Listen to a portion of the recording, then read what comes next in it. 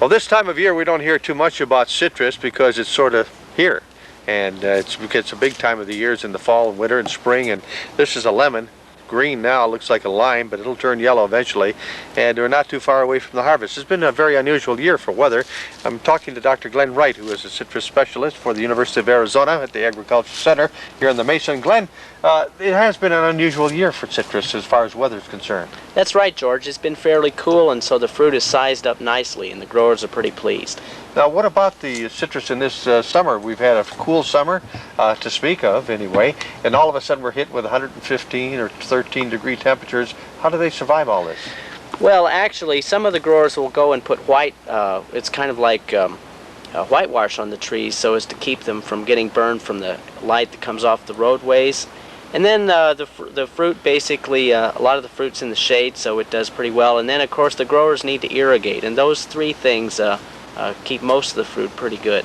Now, the whitewash is on the tree trunks. It's a little different than from that pesticide or chemical control, biocontrol that they're doing. Well, actually, this whitewash, George, is on the leaves, just like that one you were talking about. And it's for the purpose of reflecting the incident light off of the roadways, which would normally sunburn the fruit. So in other words, they could almost use a double whammy on that one, biocontrol and protection, huh? That's right. Okay, Glenn, let's talk a little bit about fruit drop. You know, people see their fruit dropping off the tree. What causes that? Well, some of it is lack of water, but that is something that can be avoided. More important is just genetic fruit drop at one time of the year, early in the year. There's too many fruit on the tree for the tree to support, so it sloughs some of them off. Now, is that dangerous, or should it alarm people? No, it really shouldn't, because you would have a very small fruit if all the fruit remained. Now, this is a lemon grove. Now, this is the largest citrus crop that we grow is citrus and lemons, right? That's right. About 60% of all Arizona's citrus crop is lemon. And most of that goes overseas, does it not? Well, a good portion of it does, especially the first quality fruit, specifically to Japan and the Far East, Singapore, places like that.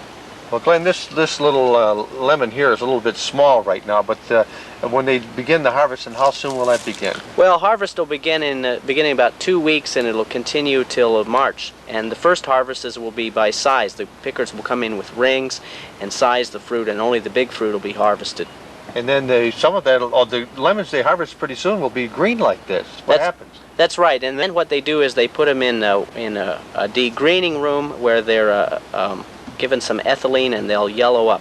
Now, ethylene, folks, is a gas that you find in the air normally. We breathe it too, don't we? That's right, and it's a gas which you would normally find in a ripening fruit anyway. Like if you were to put this lemon in a bag with 2 ripe apples, it would turn yellow. So it's a natural product. So what they do is they turn them yellow just to put them on the marketplace. People don't want to buy green lemons, do they? That's right.